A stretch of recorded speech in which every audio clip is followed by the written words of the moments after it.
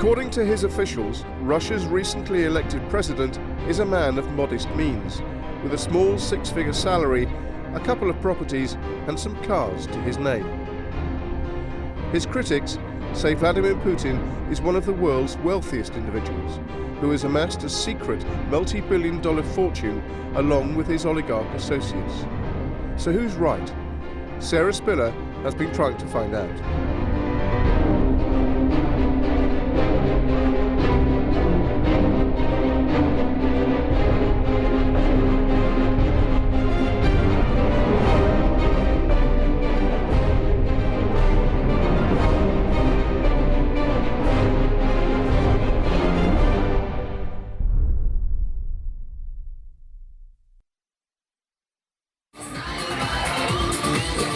Vladimir Putin, newly elected president of Russia after 12 years in power, now set for 6 more.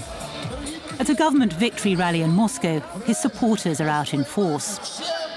To them, he's a hero, the strong man who brought order after the chaos of the Yeltsin years. The carefully cultivated image, the macho horse-riding action man, and judo black belt.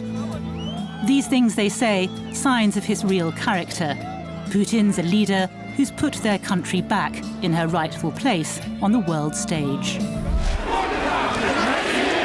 Election night, and police and troops pour onto the streets of the capital. But in the run-up to the poll, tens of thousands have braved the state security apparatus to protest against Putin's long dominance of Russian politics. Власть должна быть сменяема. Это элементарно.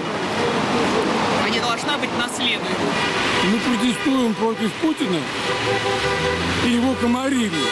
Россия без Путина! Россия без Путина! Россия! For these Russians, Putin stands for everything that's wrong with their country.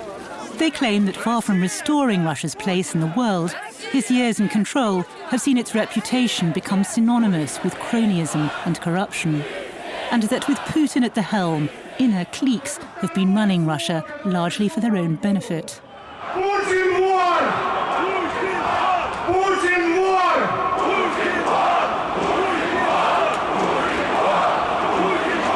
Кремль жулики считают, что нам надоест выходить на улицы. Нам надоест? Да или нет? Abuse from domestic opponents may not matter much to Russia's new premier.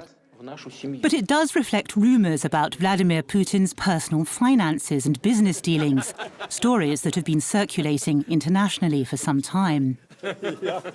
We wanted to find out more. Our investigation would take us from Moscow to St. Petersburg and onto a mysterious palace on the shores of the Black Sea. And along the way, speculation about a hidden fortune. My personal suspicion is that certainly Mr. Putin is the richest man in Europe, possibly on the planet. Somewhat different from official information the Kremlin provided last year about Vladimir Putin's wealth as he stood for the presidential elections. When he was Prime Minister Putin, his annual salary was $140,000 a year, assets, 2 apartments, 3 cars, a trailer, a share in a garage and some land. Rather modest for one of the world's most powerful men. But even a cursory look at the Russian leader's lifestyle does reveal some rather expensive tastes. Take Mr. Putin's fascination with top-of-the-range timepieces. A $70,000 platinum Patek Philippe. A Breguet at almost $15,000. He's also been seen wearing the German brand Erlanger & Son, cost in the region of $20,000. And luxury Swiss brand IWC. All in all, Russia's leader has been photographed wearing over $160,000 worth of wristwatch. So how can his watches be worth more than his annual salary? It's a kind of brazen display of wealth and almost arrogance that he'd be wearing these watches and people can see that clearly it's an indication that he has some kind of hidden wealth. We asked the Kremlin about the watches. Were they his personal property or owned by the state? They declined to tell us. But what we do know is that Mr. Putin's official position entitles him to a range of impressive benefits, like the use of this spectacular yacht, These pictures were taken before she was reportedly brought by the Office of Presidential Affairs for over $40 million. At 50 meters long, she has a saloon with panoramic sea view, guest cabins, jacuzzi and barbecue. Upkeep, an estimated $4 million a year. On top of this, there's also access to presidential palaces and residences, one of the official, if sumptuous, perks of the job. It indicates his aspirations to live a luxury lifestyle and also almost live like an oligarch. But President Putin's critics care less about the trappings of office than the wealth they say you can't see. Wealth that, if rumours are to be believed, comes from less than salubrious sources. In 2010, 250,000 secret memos written by American diplomats from around the world were published on the internet.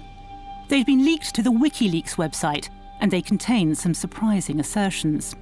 In one cable, a US diplomat based in Madrid reports a briefing from a Spanish National Court prosecutor who'd investigated Russian mafia cases. According to the prosecutor, under Vladimir Putin, Russia is a virtual mafia state, where one cannot differentiate between the activities of the government and organised crime groups. And there were startling references to allegations about Vladimir Putin's personal wealth. The former US Secretary of State, Condoleezza Rice, quoted a Russian opposition figure as saying that Vladimir Putin is nervously trying to secure his immunity from potential law enforcement investigations into his alleged illicit proceeds. There were numerous allusions to this, to Mr. Putin's alleged secret assets abroad. But there wasn't a kind of smoking gun. There was no kind of, this is his bank account in Switzerland kind of thing. But bear in mind that the WikiLeaks cables dealt with sort of 5 categories of secrecy. Up to secret was the highest sort of classification, but we never saw top secret. I would have liked to have seen top secret. Rumours, diplomatic chatter. But what of the substance of all this? We wanted to explore the origins of stories about Vladimir Putin. We travelled to St. Petersburg. Vladimir Putin came here in 1990, after 15 years as an officer in the KGB. He quickly rose to become the city's deputy mayor. And even during these early days, he was beginning to attract attention. To find out why, we drove out of the city, deep into the countryside, to meet a woman called Marina Salier. A friend of famous Soviet dissident Andrei Sakharov, in 1992, Salier headed a city council investigation into a deal Putin oversaw while he was an official in the mayor's office. The deal involved the export of $100 million worth of raw materials in exchange for food for the city. But the food never materialized, and Marina Salier and the council wanted to know why. She kept her documents from the time. Что материалы ушли за границу, а продукты взамен не были получены. Вот тут 100% доказана вина Путина. 100%. И город в 92 году, когда продуктов не было вообще, остался без всего. Вот это доказано 100%. Вот. Although her investigation turned up no evidence that Putin had personally benefited from the deal, Salier says his signature was on papers granting export permits to the companies involved. What does this document show? Мы выяснили, кроме того, что Путин, его комитет, заключает контракты бартерные на поставку в город продовольствия. Он выдавал лицензии и материалы, лес, металл, хлопок, мазут, там, нефть, уходили за границу. Уходили за границу. Mr. Putin has denied he ever signed these documents, and now the real story may never be known. Marina Salier died a week after this interview. Back in St. Petersburg, we heard more claims. Lieutenant Colonel Andrei Zykov is a former senior investigator at the Russian Interior Ministry. In June 1999, when Putin was serving his first term as president, Zykov was put in charge of criminal case number 144128. The case involved a construction company called 20th Trust, which officials suspected had been used to siphon money from St. Petersburg's city budget in the early 1990s. Весь вопрос стоял, почему корпорации не должны давать вновь никаких бюджетных средств, если она не расплатилась с долгами. А ей давали. Ответ: она давала взятки чиновникам из мэрии Санкт-Петербурга. What was the connection to Vladimir Putin in all this?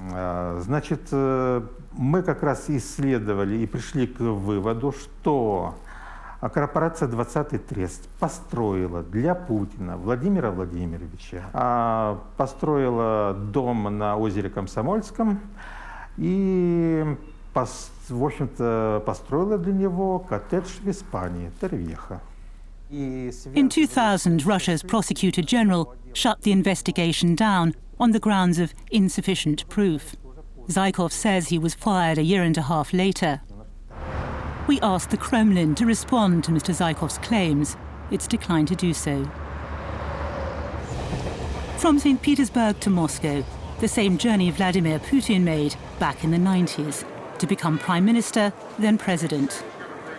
For some Muscovites, the Putin years have brought affluence and a taste of the good life. But it's here that we heard the most serious allegations against Russia's president-elect. Stanislav Belkovsky is a Russian political insider and founder of the National Strategy Institute, a Moscow-based think tank.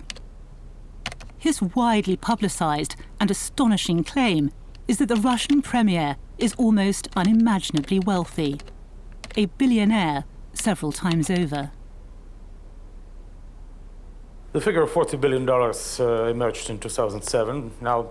By now, this figure could have changed, I believe, at the level of $60–70 billion. If true, such gigantic sums would easily make Vladimir Putin the richest man in Europe. Belkovsky claims the money comes from shares that Vladimir Putin secretly owns in 3 giant oil and gas companies. 4.5% of the national giant Gazprom, 37% of oil supplier Surgutneftegaz, and up to 75% of overseas oil trader Gunvor. Belkovsky is reluctant to explain exactly how he knows this, saying only that the information comes from confidential sources inside the presidential administration. But he's more forthcoming about why he claims Vladimir Putin would need such a vast sum. I think Vladimir Putin and his inner circles do firmly believe that money decides everything in the world, and without controlling such amounts of money, you can never protect yourself, both physically and politically. Money is the god of Russian elite. The 3 companies identified by Belkovsky refute his claims. Surgutneftegaz, Gazprom and Gunvor have all strongly denied any links to Vladimir Putin, or that he benefits or owns any shares in their businesses. And the man himself has been equally forthright. In 2008, when he was asked about allegations that he may be the richest man in Europe, he said it was just rubbish, picked out of someone's nose and smeared on bits of paper. The claims are nonsense, rubbish. But the stories about links between Vladimir Putin and the Gunvor oil trading company were loud enough to reach the ears of John Burl, US ambassador to Moscow. In the secret diplomatic cables published on WikiLeaks, he is quoted as saying, "It's secretive ownership, rumoured to include Prime Minister Putin." Luke Harding was Moscow correspondent for the UK Guardian newspaper until he was expelled in 2011 after reporting on the WikiLeaks cables. Nobody knows how much money Vladimir Putin is worth. It's kind of hard to calculate. I mean, if you go to Switzerland and say, look, I'm an investigative journalist, do you have an account in the name of Mr. VV Putin? They'll go, I'm terribly sorry, we have no account of that name. Harding investigated Gunvor, the oil trading company in which Putin is alleged to hold a 75% stake. Like us, he was unable to find any hard evidence to back Belkovsky's claims, but he says its rise to prominence is surprising. Gunvor has gone from being a relatively small oil trader to the company that exports a third of Russia's seaborne oil, not from Russia, but from Zug, a sleepy little Swiss village with green pasture, cows, and so on. And to me, that seems very strange.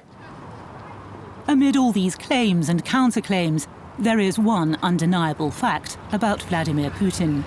While he's been in power, both as Prime Minister and President, a small circle of associates have become very wealthy indeed. We've been told that the origins of this group go back to St. Petersburg and a gated community of dachas, or country homes, outside the city. We went to take a look.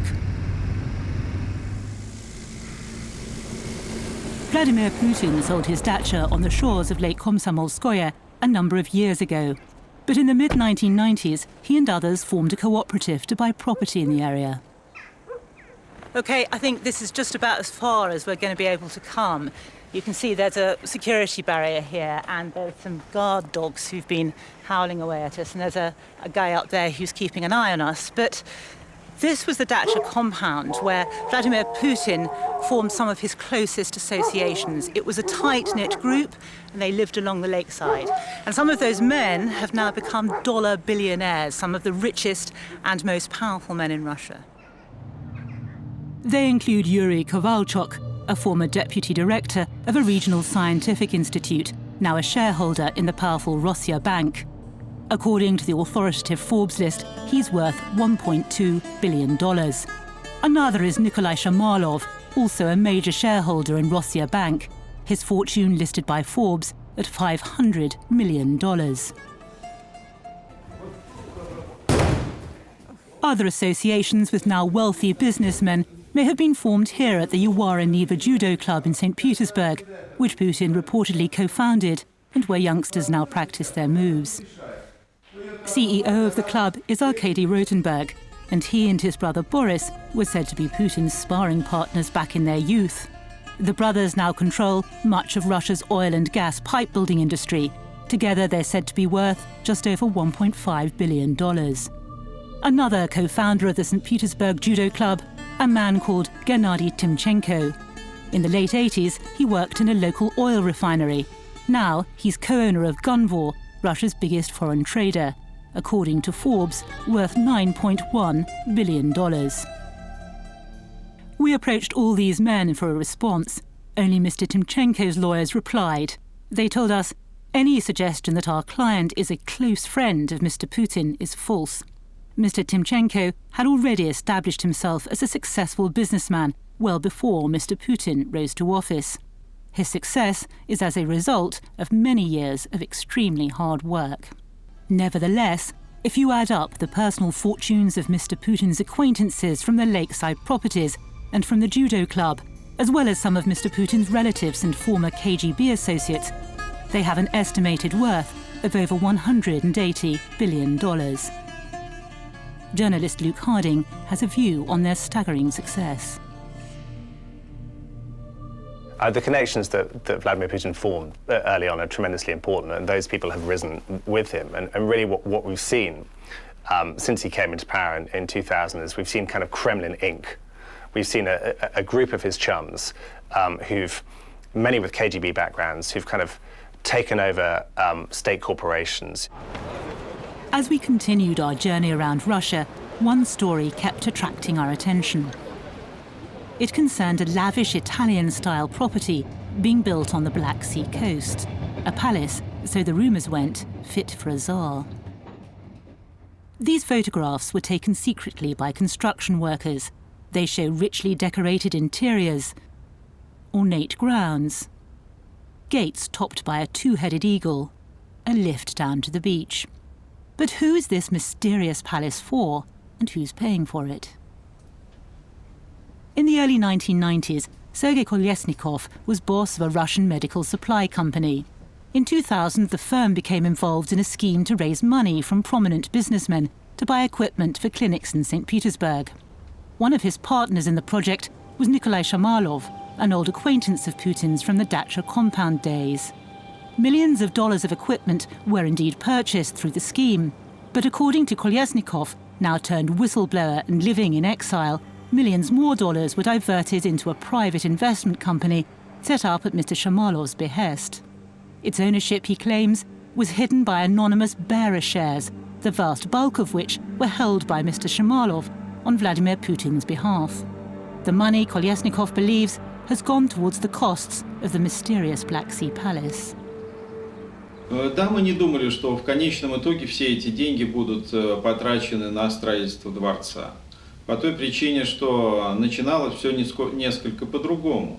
Так же, как и сам проект дворца. Вначале это планировался небольшое здание, в среднем 2000 метров на берегу моря. Вот. Но потом, после 2006 года, изменились планы. И из этого, будем считать, небольшого здания вырос огромный дворцовый комплекс. Kolesnikov claims that Vladimir Putin was regularly briefed about investments made on his behalf. Да, я ежегодно, 2-3 раза в год готовил отчет о тех инвестициях, которые сделаны в экономику России, все проекты, которые предполагались к осуществлению, и передавал их Шамалову и Горелову в те моменты, когда они непосредственно ездили к Путину для получения инструкций и так далее. У меня нет оснований не верить им в том, что эти все материалы им докладывались Путину, и полученные инструкции в дальнейшем передавались мне. Neither Mr. Shamalov nor Mr. Gorelov, the other man mentioned, responded to our request for a comment on these claims. But we've seen documents that appear to link the presidential administration to building contracts for the property. They bear the signature of a man called Vladimir Kozhin, head of the Presidential Administration Property Department. The presidential office has insisted that currently it has no connection to the palace. So, officially at least, this building has nothing to do with the Kremlin or with Mr. Putin. We took a trip to see how close we could get. Curiously, the palace seemed to enjoy an unusual amount of protection. There were guarded outposts, barbed wire, and the approach road to the palace was closed. Just over there is the road to the palace, and there's heavy security all around. In fact, we've been approached once already and told to move on. There's a barrier, and it's reportedly guarded over by the Federal Protection Service, who look after high-ranking officials. So this is about as far as we can get. So we went to the nearest village. Had people here seen Mr. Putin visiting this palace? Oh yes, they said. You always know when he's around because there are helicopters overhead and yachts in the harbour. And one man was willing to tell us about Mr. Putin's trips on camera. And have you seen Mr. Putin visiting here? Конечно, видел. Почему бы нет? Что тут здесь такого страшного? Он погулял по городу, прохаживался по набережной. Он такой же человек, как все. How often does he come? Ну, вот это я не знаю, как часто. Ну, бывает. Как часто, не могу сказать. The documents, the security all around this place, the whistleblower Kolesnikov, and the testimony of local people all suggest this property is indeed connected to Vladimir Putin. But the exact status of the palace remains a mystery. As with the other claims we've examined in this film, every question about Mr. Putin's affairs throws up yet more questions. How much all this matters is, of course, first and foremost for the people of this nation to decide. And they've just elected Vladimir Putin for another 6 years. For many, it's enough that their strongman has brought wealth and stability. Others may feel that taking to the streets is the only way of getting the change they seek. For the rest of the world, the questions about Mr. Putin's friends, his business dealings, his personal probity persist. Russia remains a global force, playing a full role in international affairs. Therefore, the way this man, this enigma, wields power in this vast country is of significance to us all.